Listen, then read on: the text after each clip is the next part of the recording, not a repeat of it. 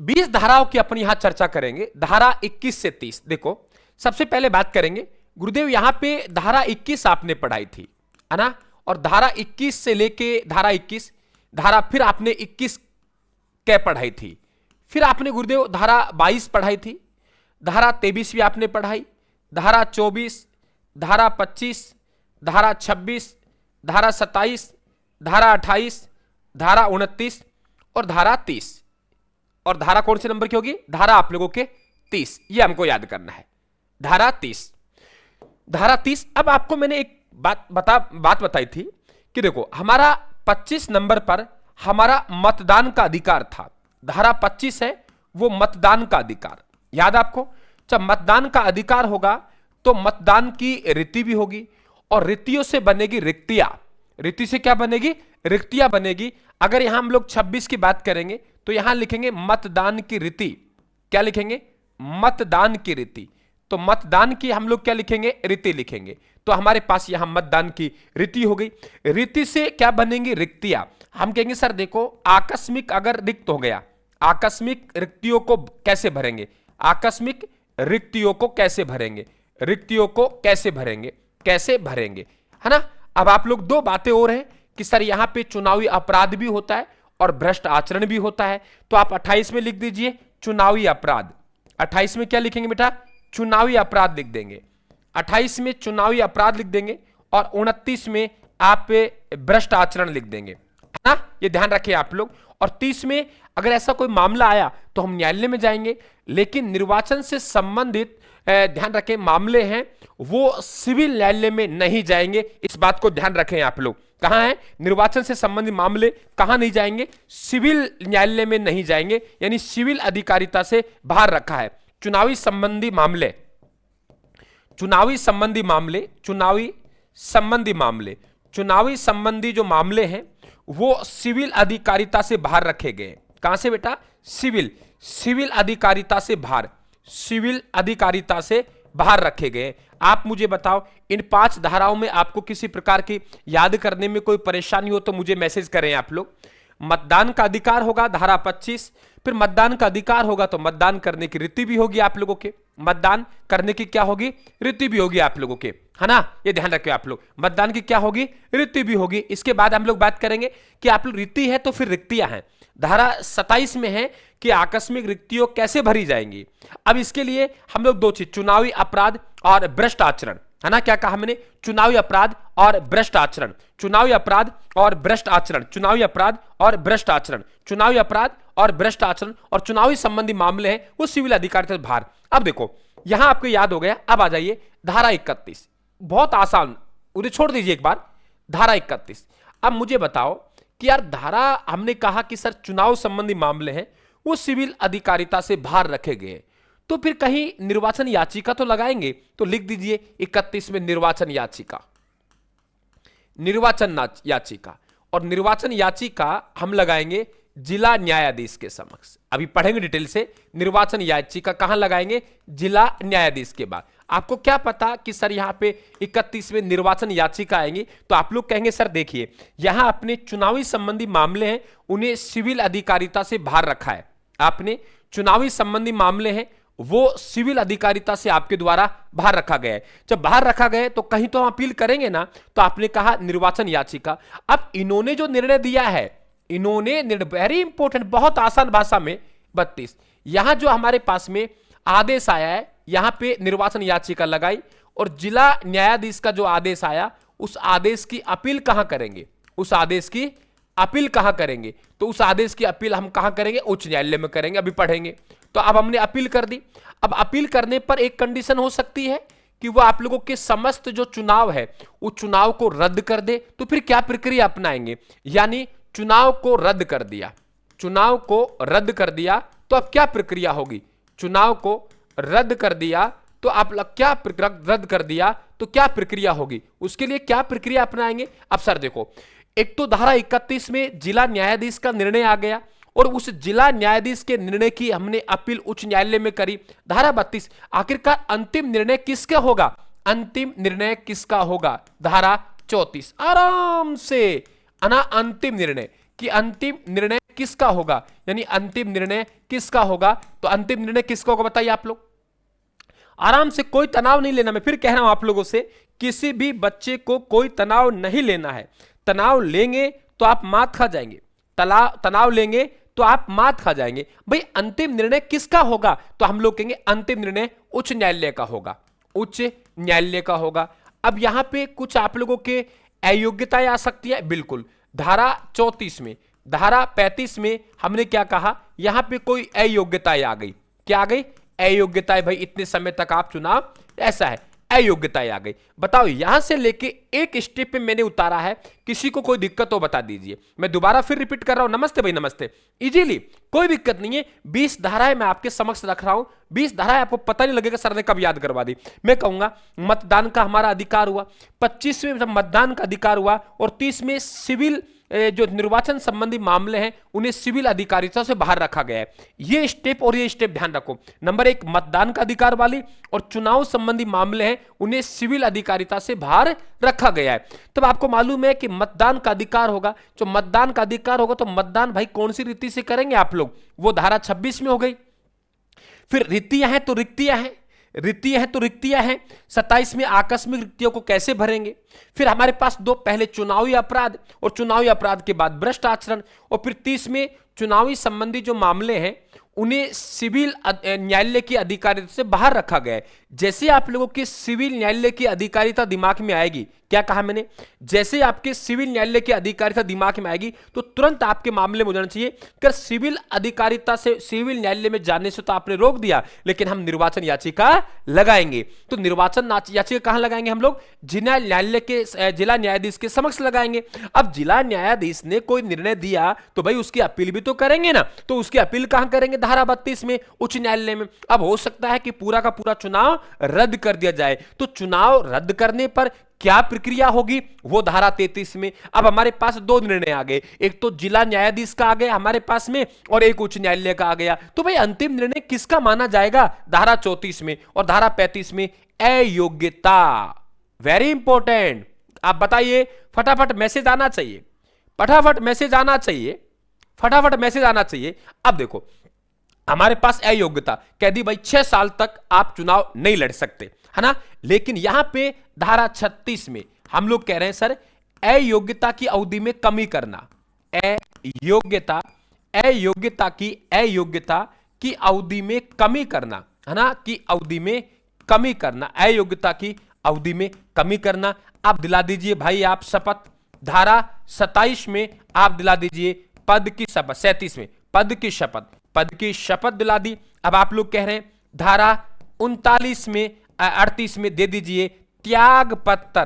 क्या दिया बेटा आप लोगों ने, त्याग पत्र दिया, पद की शपथ दिलाई, त्याग पत्र दिलाया, कोई दिक्कत आप लोगों को, पद की शपथ दिलाई, पद की शपथ दिलाई आपको, त्याग पत्र दिया, दे दिया त्याग पत्र। अब सदस्य को अठाया जाना, कि सदस्य को कैसे अठाएंगे, तो यहां लिख दीजिए सदस्य को अठाया जाना, सदस्य को अठाया जाना। 39 में सदस्य को अठाया जाना, सदस्य को अठाया जाना, भाई कैसे अठाएंगे, सदस्य को अठाया जाना। और 40 में लिख दीजिए कि धारा 40 में अगर हट गया, हटने के बाद भी जांच जारी रहेगी, जांच जारी रहेगी। ऐसा नहीं है कोई यहां गबन किया है, कोई भ्रष्टाचार किया, कुछ और किया है, तो वो क्या रहेगी, जारी रहेगी। आप बताओ कोई दिक्कत किसी प्रकार की, आराम से इजीली बिना तनाव के। सर देखो 25 में आपने हमें मतदान का अधिकार दिया, और आप लोग 25 में हमने मतदान का अधिकार दिया, और मतदान का अधिकार देने के बाद में गुरुदेव यहां पे 30 में आपने एक बात हमको बता दी, और वो बात लास्ट तक लेके चले जाएंगे। 30 में हमने दिमाग में छाप लिया कि सर आपने कहा चुनावी संबंधी मामले हैं वो सिविल न्यायालय की अधिकारिता से बाहर है। क्लियर, चुनाव संबंधी मामले हैं वो चुनाव संबंधी, बेटा देखो मैं आपको क्लियर कर दूं सभी भाई बहनों को, ये ईओआरओ की भर्ती है, और आप चाहो कि 2 महीने 4 महीने में हम सफलता प्राप्त कर लें, या जिस दिन विज्ञप्ति आएगी उस दिन हम सिलेबस उठाएंगे और नौकरी लग जाएंगे। ये ध्यान रखना, इस भर्ती को बहुत प्रतिष्ठित भर्ती लोगों ने मान लिया है, जो पहले से लेक्चरर तक हैं इस भर्ती की तैयारी कर रहे हैं। इस बात को ध्यान रखें आप लोग। आप राजस्थान सामान्य ज्ञान पॉलिटी भारत का संविधान में जबरदस्त समय दीजिए, मेरा जो ईओआरओ का सिलेक्शन बैच है उसमें सबसे पहले राजस्थान सामान्य ज्ञान और इंडिया पॉलिटी हम कवर कर रहे हैं। क्यों कवर कर रहे हैं? कि वो पांचों के चार राजस्थान के एक भारत का संविधान, पांचों के पांचों विषय आपके सभी कंपटीशन में आती है। आप टीचर लाइन में जाएंगे, आरएस में जाएंगे, ऐसे कहीं भी जाएं आप लोग, सब जगह आएगा। एक नगर पालिका एक्ट आप लोगों के अलग आएगा। नगर पालिका एक्ट मैं अभी 15 तारीख के बाद उस बैच में शुरू करूंगा, क्योंकि अभी मैं खुद मेहनत कर रहा हूं और नोट्स बना रहा हूं, नोट्सों को इजी कर रहा हूं, मैं खुद एक एक बात को समझ रहा हूं। और उसके बाद में बेटा फिर मैं आपको YouTube पे भी दे रहा हूं। तो आपने अगर मुझे 30-35 मिनट YouTube पे भी आपने दे दिया मुझे, तो बहुत बेहतर रहेगा आप लोगों के लिए, है ना? हाँ ठीक है, थैंक यू, बिल्कुल ठीक है बेटा। हाँ समझ गए आप लोग, स्वागत है आप लोगों का बेटा नवदीप, बात समझ गए। अब तो आप इतना समय मुझे दे देंगे तो मैं आपको नगर पालिका तो वैसे याद करवा दूंगा, और 15 अगस्त को अपनी किताब आ जाएगी। और 15 अगस्त किताब आई, किताब को मैं इतनी सरल भाषा में लिख रहा हूं, आपको दिक्कत ही नहीं आएगी। तो फिर घबराना क्यों है आप लोगों को, इतना तनाव क्यों ले रहे हो बेटा? नहीं लेना आप लोगों को। चलो दोबारा, आपको एक बात मालूम है धारा 30 में कि सर चुनावी संबंधी जो मामले हैं उन्हें सिविल अधिकारिता से, सिविल न्यायालय के अधिकारी से बाहर रखा गया है। चलो सिविल न्यायालय की बात आ गई, अब यहां सिविल न्यायालय में तो नहीं जाएंगे, लेकिन भाई कहीं हम निर्वाचन याचिका तो लगाएंगे ना। तो निर्वाचन याचिका धारा 31 जिला न्यायाधीश के पास लगाएंगे। अब जिला न्यायाधीश ने निर्णय दिया, हो सकता है हम संतुष्ट नहीं है, तो कहां जाएंगे? अपील में जाएंगे। तो धारा 32 में अपील हो जाएगा, है ना? जिला कोर्ट के आदेश की अपील कहां हो जाएगी? उच्च न्यायालय में हो जाएगी। अब हो सकता है कि उसमें पूरे चुनाव को खारिज कर दिया गया, तो पूरा चुनाव को खारिज कर दिया गया तो अब कौन सी प्रक्रिया को अपनाएंगे? पूरा चुनाव खारिज कर दिया गया तो आप कौन सी प्रक्रिया को अपनाएंगे अपन लोग? धारा 33 हो गई। अब हमारे पास दो न्यायालय आ गए, एक तो आपके आदेश आ गए धारा 31 के तहत जिला न्यायाधीश का, एक धारा 32 के तहत उच्च न्यायालय का आदेश आ गए अपील के तहत। अब आपके ये कौन सा अंतिम निर्णय होगा? दोनों में से हम किसको मानेंगे? तो दोनों में से अगर अपील हुई है तो उच्च न्यायालय का निर्णय अंतिम होगा, अगर अपील नहीं है तो जिला न्यायाधीश का। अब मान लो कोई अयोग्यता लगा दी कि भाई आप तो 6 वर्ष तक चुनाव ही नहीं लड़ सकते, आप तो 6 वर्ष तक चुनाव ही नहीं लड़ सकते, तो आपके 35 हो गई। अब चाहे तो वो जो अवधि है अयोग्यता की अवधि, उसमें क्या कर देंगे? कमी कर देंगे। अब यहां तक खत्म हुई, चलो मान लो अब वो चुनाव है, अब सीधी सबसे पहले हम क्या दिलाएंगे? शपथ दिलाएंगे। हमने पद की शपथ दिला दी, जब पद की शपथ लेंगे और अगर पद छोड़ेगा तो हम त्याग पत्र देंगे। तो हमने 38 में क्या दे दिया? त्याग पत्र दे दिया। जब 38 में हमने त्याग पत्र दे दिया तो हम धारा 39 में सदस्य को कैसे हटाएंगे? सदस्यों को कैसे हटाएंगे? सदस्य को कैसे हटाएंगे? सदस्य को कैसे हटाएंगे? तो सदस्य को कैसे हटाएंगे? धारा 39 हो गया। अब माना कि उसको हटा दिया, उसके विरुद्ध कोई जांच चल रही है, गबन का चल रहा है, भ्रष्टाचार चल रहा है, कोई और चल रहा है, तो ये नहीं वो पद हट गया तो उसकी जांच खत्म हो गई, नहीं, पद से हटने के बाद भी जांच जारी रहेगी। अब आ जाइए, यही तो रहा हमारा धारा 21। हम लोग कहेंगे निर्वाचन के लिए योग्यता, कि निर्वाचन के लिए क्या योग्यता होगी, यही बात है। निर्वाचन के लिए योग्यता, निर्वाचन के लिए योग्यता, कि निर्वाचन के लिए क्या योग्यताएं होंगी, कल हमने बात की थी। फिर हमने कहा निर्वाचन के लिए विशेष योग्यताएं, निर्वाचन के लिए विशेष योग्यताएं। तो निर्वाचन के लिए विशेष योग्यताएं, निर्वाचन के लिए विशेष योग्यताएं हो गई। अब योग्यताएं हो गई तो हम लोग कह दें एक व्यक्ति एक से अधिक वार्डों से चुनाव नहीं लड़ेगा। यह आपकी धारा 22 में हो गई कि सर एक ही व्यक्ति है, एक ही व्यक्ति एक से अधिक वार्डों से चुनाव नहीं लड़ेगा, एक से अधिक वार्डों से चुनाव नहीं लड़ेगा।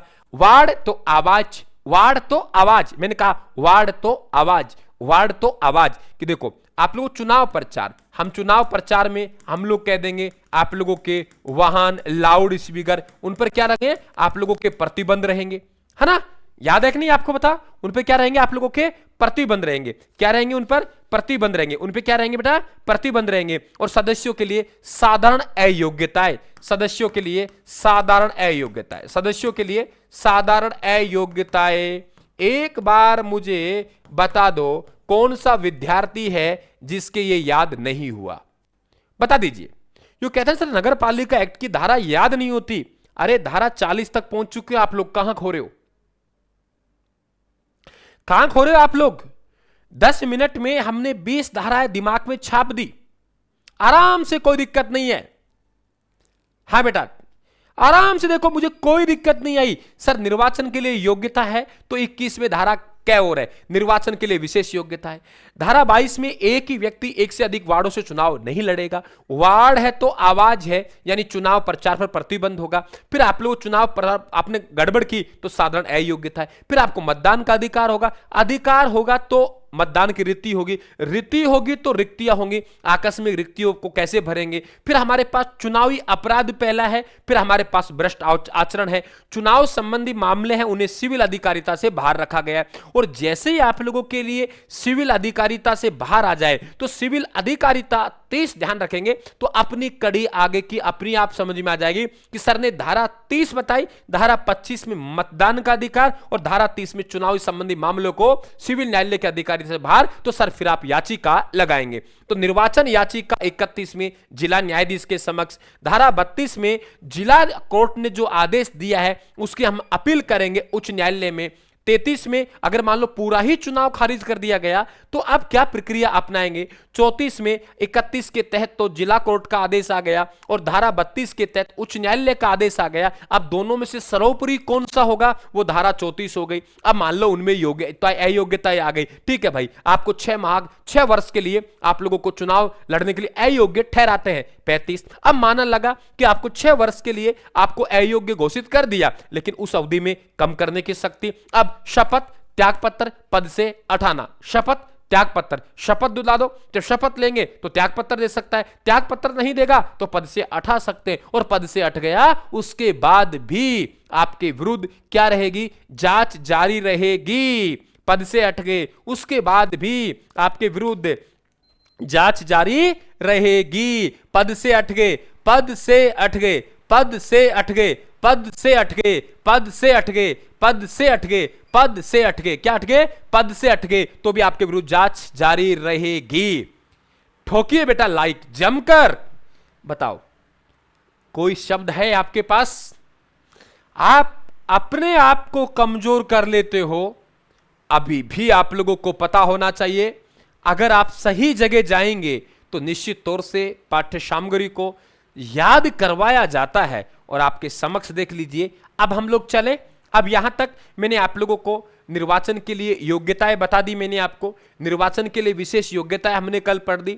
एक ही व्यक्ति एक से अधिक वार्डों से चुनाव नहीं लड़ सकता और चुनाव प्रचार पर आप लोगों को रोक हो गई। और उसके बाद सदस्यों के लिए साधारण अयोग्यताएं, यानी हम धारा 24 पे चल रहा हूं। कोई दिक्कत किसी भाई बहन को है ना। अपना टारगेट आज का क्या है, धारा 30 तक तो डिटेल से पढ़ना और धारा 31 से 40 तक याद करना। तो 31 से 40 एक एक धारा को याद कर ली और डिटेल अपन को धारा 30 तक पढ़ना है। यह अपनी आज की क्लास का टारगेट है और 10 से 15 मिनट में अपन ये काम कर लेते हैं।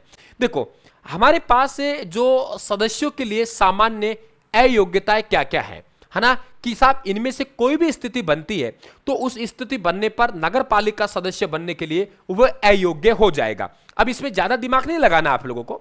जैसे नंबर 1 कि हम लोगों को 6 माह या उससे अधिक की सजा सुनाई गई हो, किंतु जेल से रिहा होने की तिथि से 6 वर्ष होने के बाद वह अयोग्यता समाप्त हो जाएगी। इसका मतलब क्या है, माना कि आप लोगों को 6 माह है, 6 माह या इससे प्लस की आपको अधिक की क्या सुनाई, सजा सुनाई, अधिक की सजा सुना दी। अब सजा सुना दी तो क्या होगा, आप 6 वर्ष तक अयोग्य हो गए, यानी 6 वर्ष तक क्या हो गए बेटा, अयोग्य हुए, आप चुनाव नहीं लड़ सकते। लेकिन 6 वर्ष की अवधि पूर्ण हो गई तो ये अयोग्यता समाप्त हो जाएगी। पहले तो आप ये समझे, ठीक है, ये अयोग्यता क्या हो जाएगी, समाप्त हो जाएगी। अब आपके खिलाफ एक ऐसा मामला लंबित है जिसमें संभावना है कि 5 वर्ष या उससे अधिक की सजा हो सकती है, तो भी आप क्या होंगे, अयोग्य होंगे।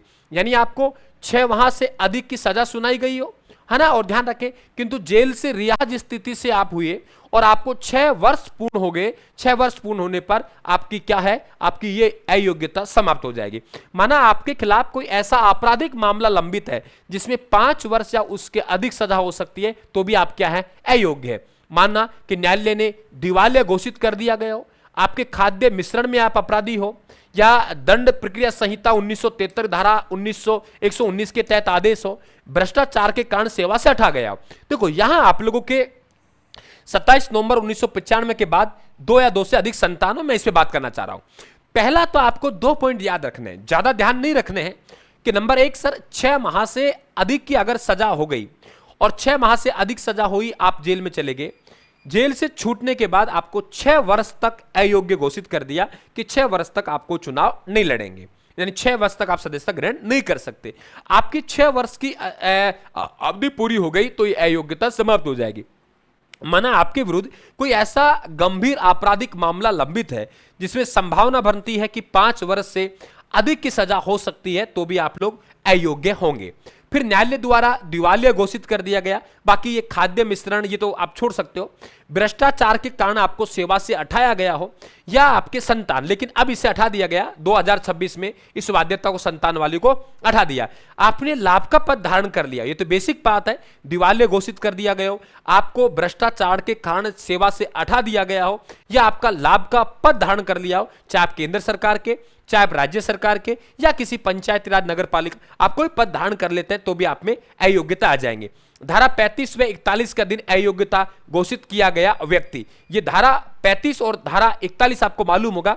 धारा 35 में अभी पढ़ा के आया हूं, आप लोगों को याद हो तो, है ना। और आपको धारा 41 मैंने अभी बात की थी कि आपने पद से हटा दिया गया आप लोगों को, लेकिन आपकी जो जांच है वो जांच लंबित है, वो जांच में अगर निर्णय आएगा तो आप अयोग्य घोषित हो जाएंगे। धारा 35 में आपको मालूम होगा कि जो न्यायालय में अपील की गई धारा 31 में, धारा 32 याचिका लगाई 31 में, धारा 32 में हमने अपील की उच्च न्यायालय में, धारा 33 में कि अब क्या किया जाए, चुनाव रद्द हो गए, धारा 34 में कौन सा आप लोगों का आदेश माना जाएगा, जिला न्यायालय का या अपील के बाद उच्च न्यायालय का। फिर आपके अयोग्यता किस में आई थी, धारा 35 में आई थी। धारा 41 आपने धारा 40 में, ये ध्यान रखें आप लोग, आपके मिलकर आपके नगर पालिका भूमि पर अतिक्रमण का दोषी पाया गया, आपने नगर पालिका की भूमि पर अतिक्रमण कर लिया, आप दोषी पाए गए। नगर पालिका के साथ अनुबंध में ही तो, यानी आपके नगर पालिका के साथ आपने कोई कॉन्ट्रैक्ट ले रखा है, आपने कोई ठेका ले रखा है और उसमें आप लोगों का ही तो भी आप में अयोग्यता होगी।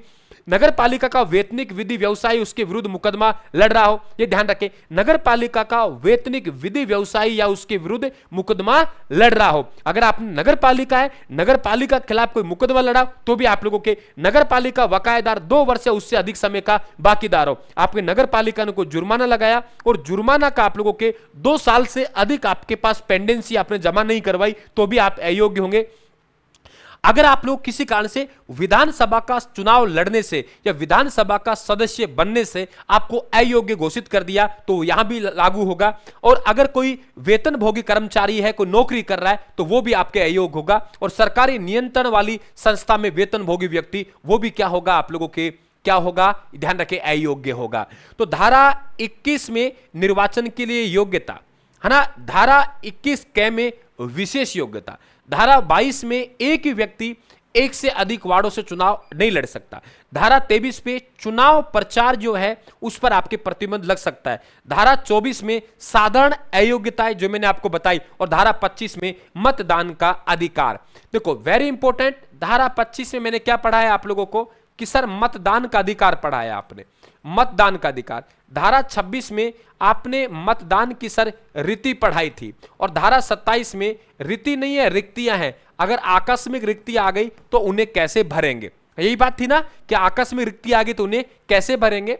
हम मतदान का अधिकार किसको होगा, पहला काम है जिसका मतदाता सूची में नाम होगा, जिसका मतदाता सूची में क्या होगा, नाम होगा, मतदाता सूची में नाम होगा, उसे मतदान का अधिकार होगा। ठीक है, मतदान का अधिकार किन्हें नहीं होगा, जो धारा 14 में बताई गई किसी भी अयोग्यता कारण जो अपन ने पढ़ी थी।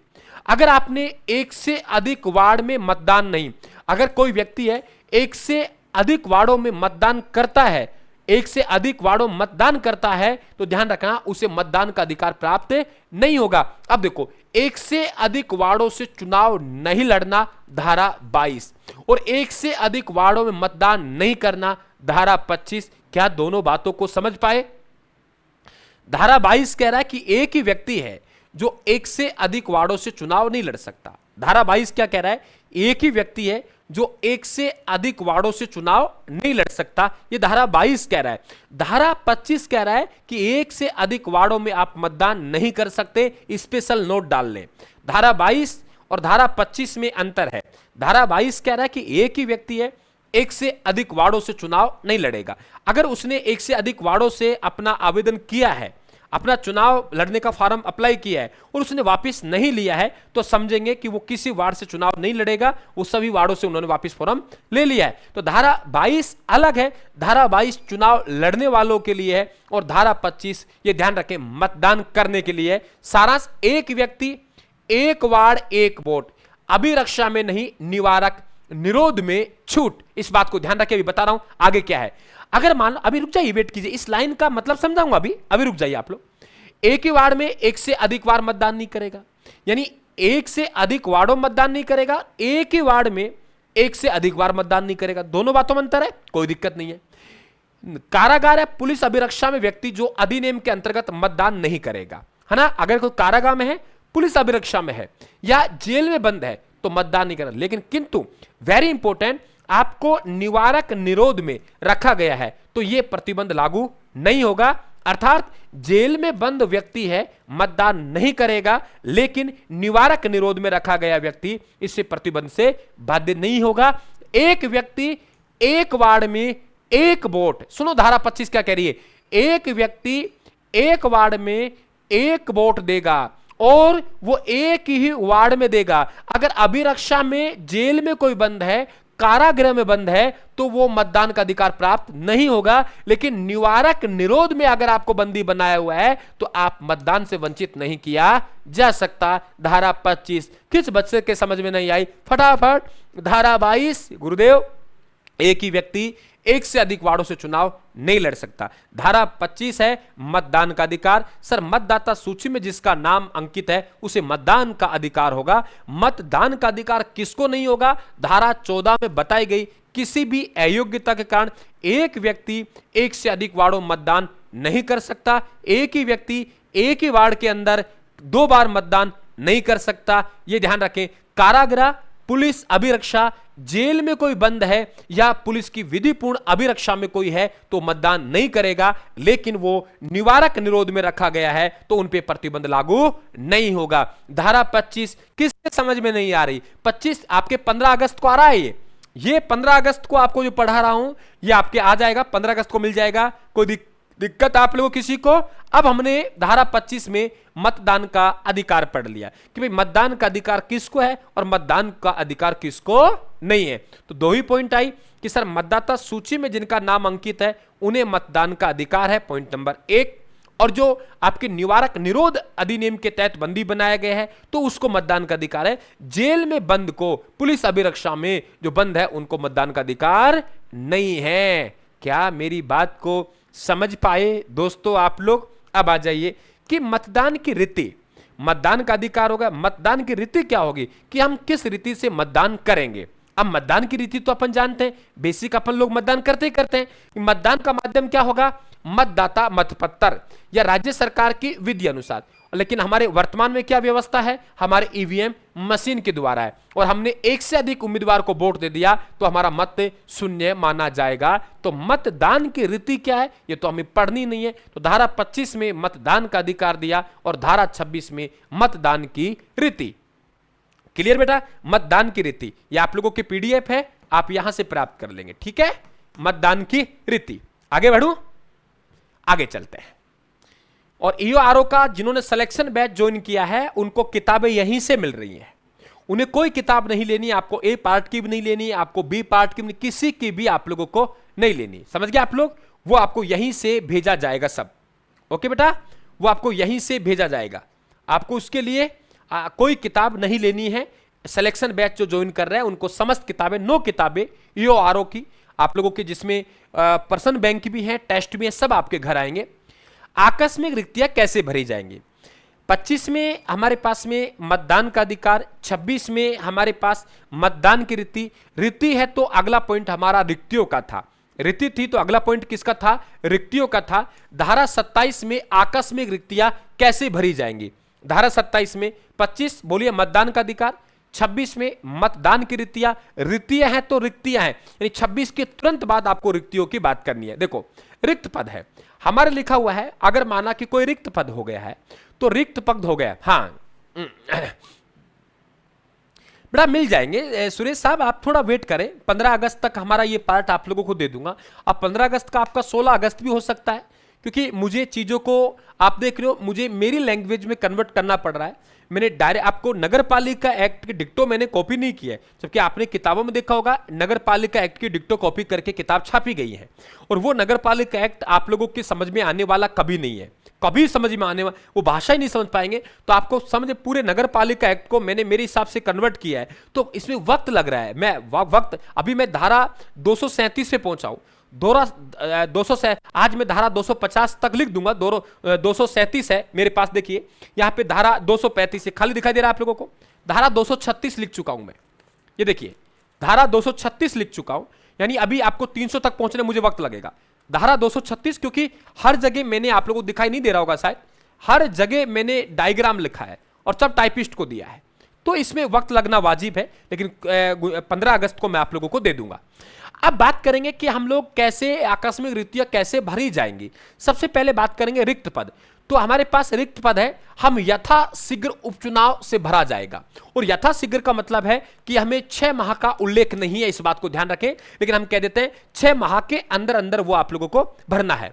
नया सदस्य, अब देखो हमारे पास कोई नया सदस्य है, अब नया सदस्य केवल शेष कार्यकाल के लिए चुना जाएगा। माना किसी का पद रिक्त हो गया, मृत्यु हो गई, त्यागपत्र दे दिया, 3 साल उन्होंने कर लिया, 2 साल और बाकी है, तो वो शेष अवधि के लिए चुनाव होंगे, 5 वर्ष के लिए उनका चुनाव नहीं होगा। अगर मान लो कोई सीट आरक्षित सीट से रिक्त हुई है, अगर कोई एसटी की सीट रिक्त हुई है, एससी की रिक्त हुई है, ओबीसी की रिक्त हुई है, या महिला की रिक्त हुई है, तो उसे आरक्षित सीट से ही भरा जाएगा। और हमारे पास शेष अवधि अगर 6 माह से कम बची है, माना कि हमारे पास में 4.5 साल हो चुके हैं और 6 माह बचे हैं पूरे 5 साल होने के लिए, तो चुनाव नहीं करवा जाएंगे, पद रिक्त रखा जा सकता है। तो हमारे आकस्मिक रिक्तियां कैसे भरी जाएंगी, हम कहेंगे सर देखो रिक्त पद है, वो रिक्त पद को यथाशीघ्र उप निर्वाचन के माध्यम से भरा जाएगा, है ना। 6 माह का यहां कोई उल्लेख नहीं है, लेकिन हम साधारणतः कितना ले सकते हैं, यथाशीघ्र हम 6 माह लेके चलते हैं। नया सदस्य वो केवल शेष कार्यकाल के लिए होगा।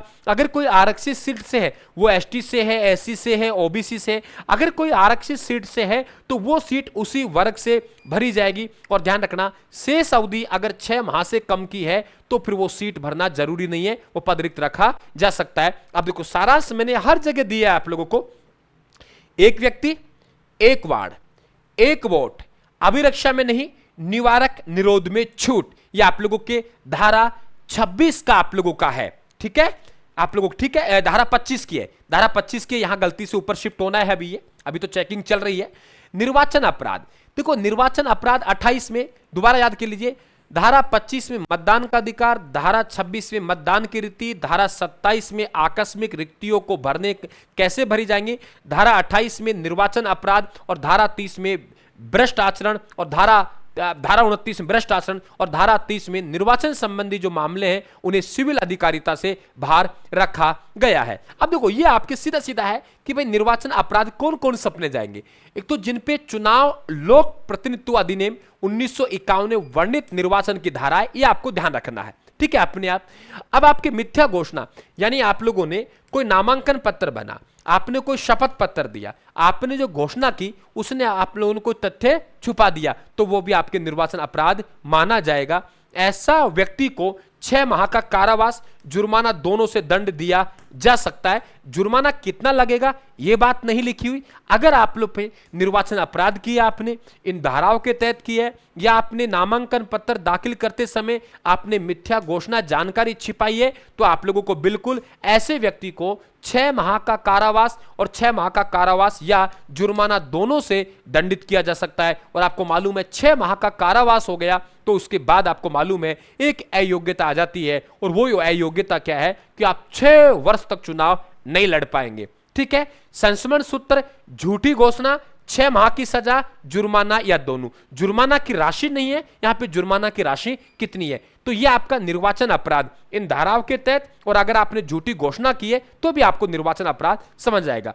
भ्रष्ट आचरण, देखो भ्रष्ट आचरण में क्या क्या है यह आपको रटने की आवश्यकता नहीं है।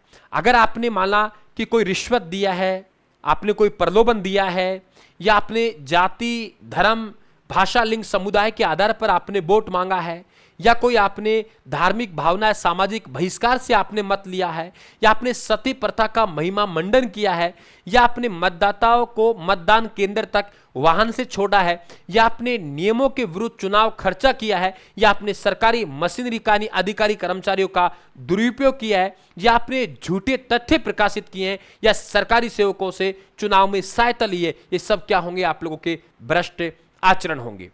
यानी हमारे पास चुनाव अपराध है, वो चुनाव अपराध उन धाराओं में है 1951 वाली में, और आपने मिथ्या तथ्य, मिथ्या घोषणा दी है, वो चुनाव अपराध है। भ्रष्ट आचरण का मतलब है आपने रिश्वत दिया, आपने धर्म के नाम पर, आपने भाषा के नाम पर, आपने जाति के नाम पर, आपने समुदाय के नाम पर वोट मांगे, आपने ध्यान रखें लोगों में धार्मिक भावनाएं या सामाजिक बहिष्कार करवा के आपने मतदान लिया है, आपने सती प्रथा का महिमा मंडन किया है आप लोगों ने, आपने मतदाताओं को वाहन से मतदान केंद्र तक ले गए, आपने नियमों के विरुद्ध चुनाव खर्चा किए, आपने सरकारी मशीनरी यानी अधिकारी कर्मचारी पुलिस बल का दुरुपयोग किया है, आपने झूठे तथ्य प्रकाशित किए हैं, आपने सरकारी सेवकों को से चुनावी सहायता ली आप लोगों ने, ये सब क्या कहलाता है? भ्रष्ट आचरण। मेरे हिसाब से ये बार बार बोलने से आपके दिमाग में छा गया होगा कि सर धारा 29 भ्रष्ट आचरण है। धारा एक बार फटाफट आप लोग धारा फटाफट। धारा 21 में निर्वाचन के लिए योग्यता है, धारा 21 क में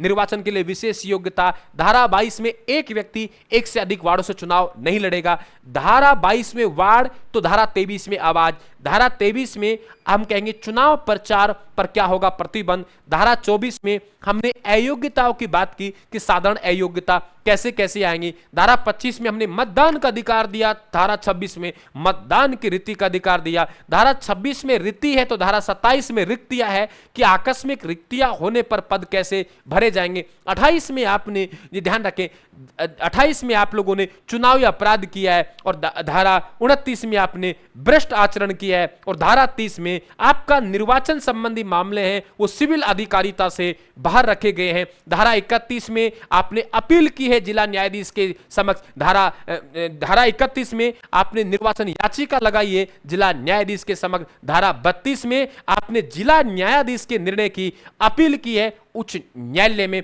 धारा 23 में अगर समस्त चुनाव को रद्द कर दिया गया तो क्या प्रक्रिया होगी, धारा 34 में कि कौन सा आप लोगों का मामला है, कौन सा निर्णय है वो सर्वोच्च होगा, कौन सा निर्णय मानेंगे। धारा 31 के तहत जिला न्यायाधीश का, धारा 32 में अपील के तहत उच्च न्यायालय का, फिर धारा 35 में मैंने किसकी बात की थी याद कीजिए आप लोग, मैंने अयोग्यताओं की बात की थी। धारा 26 में मैंने, धारा 36 में मैंने शपथ दिलाई, धारा 37 में मैंने पद का त्याग करवाया, धारा 38 में आपको मालूम होगा मैंने पदावधि की बात की, धारा 39 में याद कीजिए आप लोग। इस तरीके से आगे बढ़ेंगे, लेकिन अब यहां आपके धारा 29 में भ्रष्ट आचरण में क्या क्या आता है मैंने आपके समक्ष रखे हैं। और धारा 30 है हमारे पास में, यहां पे आप लोगों के निर्वाचन संबंधी मामले हैं वो सिविल न्यायालय की अधिकारिता से बाहर रखे गए हैं, यानी वो मामले जिनमें सुनवाई का अधिकार नहीं होगा, चाहे वो वार्डों का परिसीमन हो, वार्डों का आरक्षण हो, या आपके निर्वाचक नामावली की तैयारी हो, या चुनाव की प्रक्रिया और संचालन हो, इसमें नहीं। हाँ ठीक है, आपको अगर निर्वाचन याचिका लगानी है तो 31 में लगाइए, आपको अपील करनी है 32 में लगाइए। आकस्मिक रिक्तियों कैसे भरेंगे आप लोगों के, वहां आप लोग ध्यान रखें कि आपका समस्त पद रिक्त, आपके समस्त जो चुनाव है रद्द कर दिए तो वो आपके कैसे होंगे। धारा 34 में कि आपका निर्णय किसका अंतिम होगा, 31 के तहत जिला न्यायाधीश का या अपील के तहत उच्चतम न्यायालय। यहां आपका धारा 35 में मैंने आपको योग्यताओं की बात करी, धारा 36 में आपको शपथ की बात करी, धारा 37 में मैंने योग्यता की बात करी, धारा, तो इस तरीके से आप लोग इनको याद रखेंगे। मेरा सेशन का टाइम हो गया है, कैसे है आप लोगों को समझ में आई, याद होना चाहिए तब तो मजे की बात है, नहीं वरना नगर पालिका एक्ट बेटा दूसरी जगह पढ़ रहे हैं, मेरे पास ही पढ़ रहे हैं, तो मैं याद नहीं करवा पाया। एक एक शब्द को, एक एक लाइन को दिमाग में छापूंगा, वादा है। कल मैं आप लोगों को धारा 31 से धारा 40 तक तो आप लोगों को याद करवा चुका हूं, कल इन्हें वापिस दोहराएंगे, है ना। धारा 21 से 30 तो हमारी डिटेल हो गई, कल हम 21 से और 40 तक दोबारा रिपीट करेंगे, और फिर हम लोग 41 से 50 तक धारा याद करके छोड़ेंगे। यानी 10 धारा अगले क्लास वाली हैं, उन्हें हम लोग एडवांस में लेके चलेंगे। 10 धाराएं हैं वो पीछे वाली एडवांस लेके चलेंगे, और जब हमारी 50 धाराएं हो जाएंगी तो धारा फिर 1 से लेके यानी आपकी पिछली 50 धाराओं को हम कंठस्थ करेंगे, फिर आगे बढ़ेंगे। इस तरीके से पिछली वाली बातें ना भूलें, क्लास को शेयर करें, लाइक करें। आपका भाई बहन, अगर कोई छोटा भाई बहन सीईटी की तैयारी कर रहा है, आप भी सीईटी की तैयारी करेंगे, तो मैंने आप लोगों को अवसर दिया है। जो विद्यार्थी सीईटी की तैयारी करना चाहता है, बिल्कुल वो 10+2 या कोई भी आप लोग जा सकते हैं। और अगर आप आरएसएसबी के आपके छोटे भाई बहन, आप अगर कोई विद्यार्थी तैयारी करना चाहता है और वो चाहता है कि 2 साल की वैधता के साथ मैं सीईटी पढूं, उसी में पटवार, वीडियो कांस्टेबल, तो बिल्कुल आप इस बैच को भी ज्वाइन कर सकते हैं। Thank you. ईओआरओ के बैच के साथ समस्त किताबें मैं ही दूंगा, क्योंकि मुझे मालूम है कि आप लोगों को ईओआरओ कैसे बनाना है। किताबें मैं ही यहां से भेजूंगा। 9 किताबें आपके पास आ रही हैं ईओआरओ का सिलेक्शन बैच ज्वाइन करने पर। आप सबको थैंक यू। कल का शेड्यूल मैंने बता दिया है, और अब आप लोगों को राजस्थान आर्ट एंड कल्चर पढ़ने के लिए 10 मिनट का आप लोगों का रेस्ट है, और फिर आर्ट एंड कल्चर में आप लोग आ जाइए। Thank you. क्लास को जितना लाइक करेंगे, शेयर करेंगे, हौसला अफजाई करना आपका काम है, पढ़ाना मेरा काम है, लेकिन आप अपने काम में कमी मत छोड़िए साहब। आप हौसला बढ़ा दीजिए। सिलेक्शन तो मैं खींच के ले आऊंगा, आता है मुझे सिलेक्शन लाना। कैसे लिया जाता है मुझे अनुभव है, मुझे पता है, और लाके रहता हूं मैं। धन्यवाद। Thank you.